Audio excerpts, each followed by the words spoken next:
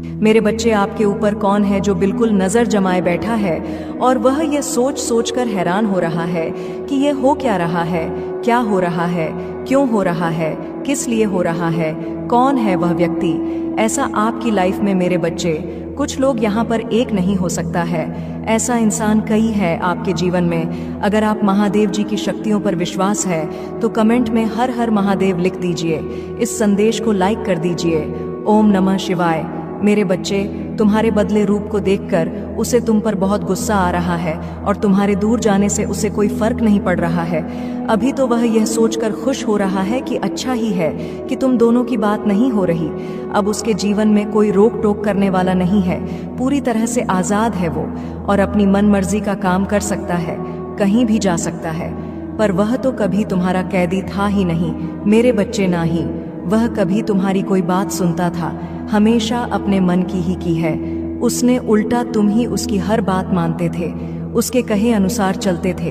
पर वह खुशियां तो ऐसे मना रहा है जैसे ना जाने तुमने उस पर कितनी पाबंदी लगा रखी हो, कितना अत्याचार किया हो तो तुमने उस पर, जबकि हकीकत तो इसके बिल्कुल विपरीत है। पर जैसे जैसे दिन बीत रहे हैं और तुम उसे मनाने की या उससे बात करने की कोई कोशिश नहीं कर रहे हो, अब उसे फिक्र हो रही है और डर भी लग रहा है, क्योंकि शुरुआत में तो उसने सोचा था कि हर बार की तरह इस बार भी तुम खुद सब भूल कर उससे बात करने लगोगे और उसे माफ कर दोगे। इसलिए उसने तुम्हारी बातों को ज्यादा सीरियसली नहीं लिया। लेकिन तुम्हारे बदले रूप को देखकर और इतने दिन तक तुम्हारी तरफ से कोई रिस्पांस ना मिलने पर उसे समझ आ रहा है कि इस बार तुम्हारा गुस्सा शांत नहीं होने वाला है। इस बार तुम सीरियस हो और ना इतनी आसानी से तुम उसकी बातों में आकर उसे माफ करने वाले हो। उसे तुम्हारे साथ कैद सा महसूस हो रहा था, इसलिए तुमने उसे हमेशा के लिए कैद से आजाद कर दिया है। और अब उसका गुस्सा उसकी हंसी, मायूसी और दुख में बदल गई है। अब उसे तुम पर ही शक हो रहा है कि तुमने उससे कुछ छुपाया है, झूठ बोला है तुमने, और यह रिश्ता ही झूठ था, तुम्हारा प्यार झूठा था। तभी तुमने उसे अपने आप से दूर कर दिया और वह गुस्से में तुम्हारी तरफ कोई कदम उठाएगा, तुम्हें ही दोष देगा, तुमसे ही लड़ाई करेगा। तुमने उसे कभी धोखा नहीं दिया मेरे बच्चे, ना उससे कभी कुछ छुपाया। लेकिन अगर तुमने अपने लिए, अपनी सेल्फ रिस्पेक्ट के लिए स्टैंड ले लिया तो तुम धोखेबाज हो गए एक पल में। वह तुम्हारा सारा प्रेम, तुमने उसके लिए कितना कुछ किया, कितना त्याग किया, वह सब कुछ भूल गया। इतना क्रोध आ रहा है उसे कि वह तुम्हारे चरित्र पर उंगली उठाने लगा है, पर उसने क्या कुछ नहीं किया। तब उसने कभी नहीं सोचा कि तुम पर क्या बीती होगी। तुमने भी अब ठान लिया है कि अगर उसके लिए प्यार ये है कि तुम उसकी सुनो, उसकी हर गलती को नजरअंदाज कर दो, उससे कोई सवाल ना पूछो, तुम उसकी हर तकलीफ को सुनो, लेकिन तुम्हारे दुख में वह कहीं ना हो, तो तुम्हें ऐसा प्यार नहीं चाहिए। इतना करने के बाद भी अगर वह आज तक तुम्हें समझ नहीं पाया तो तुम्हारी सारी मेहनत, सारा व्यर्थ चला गया है। पूरी दुनिया छोड़कर वह तुमसे ही कंपटीशन करने लगा था कि यह व्यक्ति अच्छे परिवार से है, सब कुछ कर रहा है, मेरे पास कुछ नहीं है, मैं बेकार हूँ। लेकिन इसमें तुम्हारी तो कोई गलती नहीं है मेरे बच्चे कि वो अपना करियर नहीं बना पाया।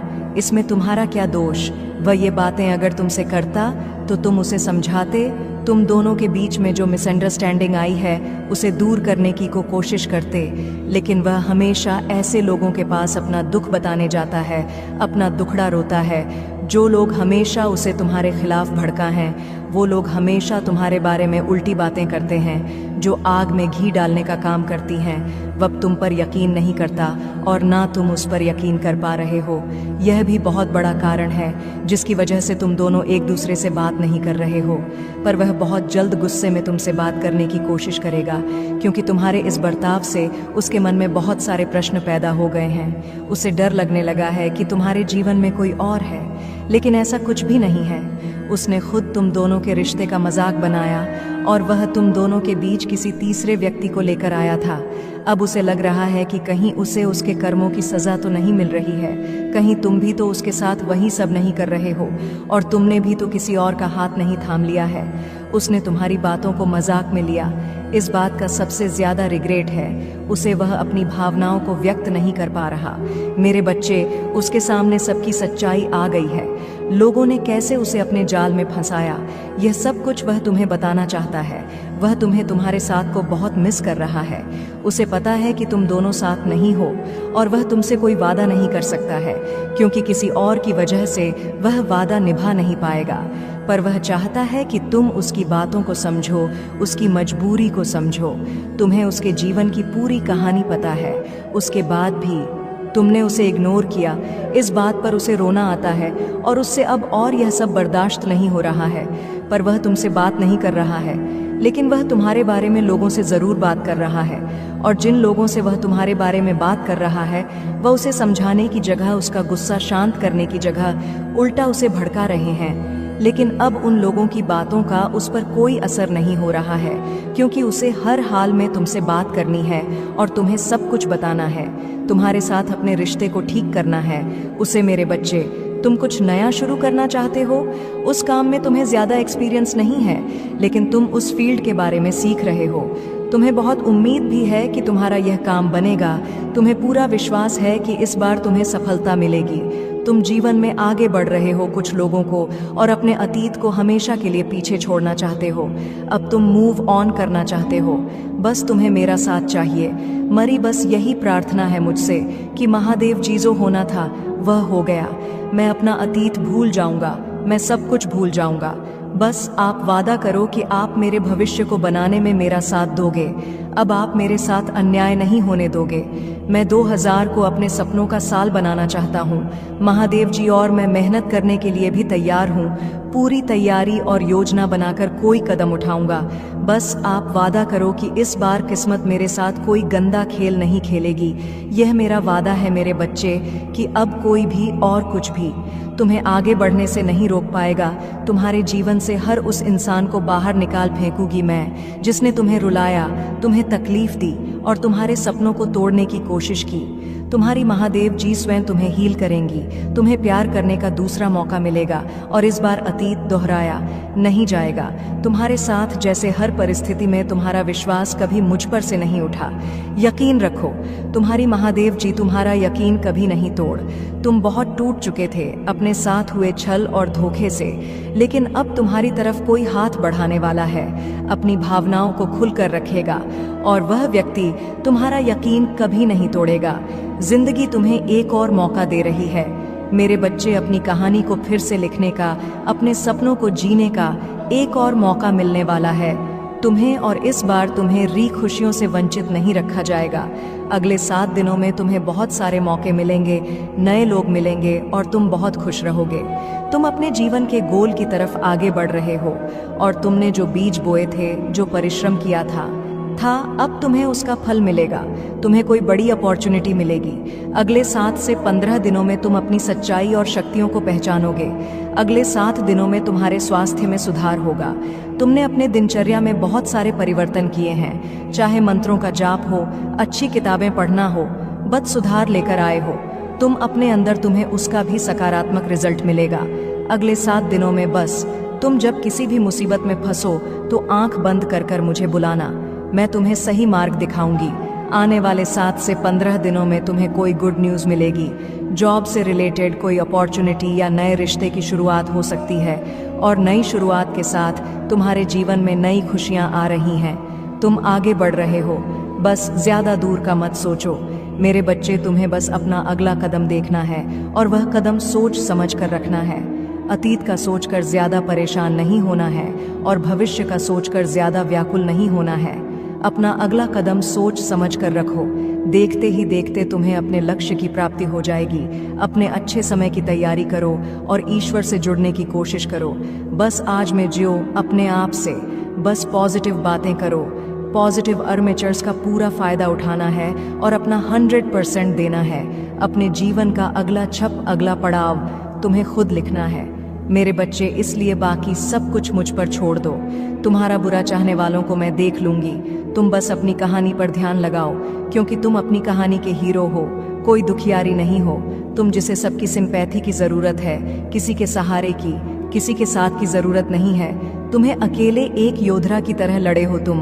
इसलिए तुम्हें अपनी कहानी कमाल की खनी है, जो सालों साल तक दूसरों को सुनाई जाएगी, जिसे पढ़कर लोग प्रेरणा लेंगे। तो अपनी कहानी के नायक बनो और यह ठान लो कि तुम अपनी कहानी सबसे अच्छी लिखोगे। उसके लिए तुम्हें कुछ भी करना पड़े तुम वह करोगे, क्योंकि तुम्हारी महादेव जी तुम्हारे साथ है और इस बार तुम्हें तुम्हारे परिश्रम का फल मिलेगा। तुमसे तुम्हारी खुशियां नहीं छीनी जाएंगी, तुम्हें वह सब कुछ मिलेगा जिसके हकदार हो तुम। ये तुम्हारी महादेव जी का वादा है तुमसे, और अगले 7 दिनों में ही तुम्हें अपने सपने सच होते दिखेंगे।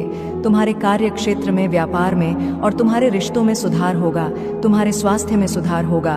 तुम्हें बहुत बड़ी अपॉर्चुनिटी मिलेंगी जिनका फायदा तुम्हें उठाना है और तुम्हें अपना नाम बनाना, एक शानदार कहानी लिखनी है। तुम्हें मेरे बच्चे, वो तुम्हारे पीठ पीछे तुम्हारे बारे में सबसे बहुत बकवास करता है, लेकिन तुम्हारे सामने आते ही उसकी बोलती बंद हो जाती है। तुम्हारी सच्चाई से उसे सबसे ज्यादा डर लगता है। मेरे बच्चे, उसे पता है कि तुम कितने स्वाभिमानी हो और कितना ही बड़ा आदमी क्यों ना खड़ा हो। तुम लोगों के कर्म देखकर उनकी इज्जत करते हो, न कि किसी का नाम और शोहरत देखकर उनसे प्रेम करते हो।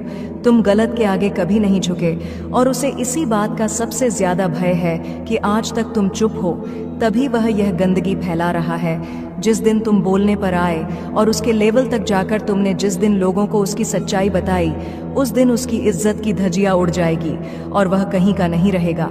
उसका समाज में उठना बैठना बंद हो जाएगा। उसके इतने गहरे राज पता है तुम्हें, उसका असली रूप सिर्फ तुम जानते हो। फिर भी तुमने कभी सामने से उसके बारे में, ना उसके परिवार के बारे में कोई गलत बात की, लेकिन तुम्हारा एहसान मानने की बजाय वो उल्टा तुम्हें ही बदनाम करने पर तुल गया है। तुम्हारी सफलता, तुम्हारे परिवार की खुशियां उससे देखी नहीं जाती, इसलिए वह हमेशा तुम्हारे बारे में नेगेटिव बातें करता है, सिर्फ झूठ बोलता है और 24 घंटे सिर्फ तुम्हारे बारे में ही बातें करता रहता है। तुम्हें नीचे दिखाने की कोशिश में लगा रहता है, जैसे मानो उसके जीवन का उद्देश्य ही सिर्फ तुम्हारे और तुम्हारे परिवार के बारे में गॉसिप करना, बुरी बातें बोलना हो।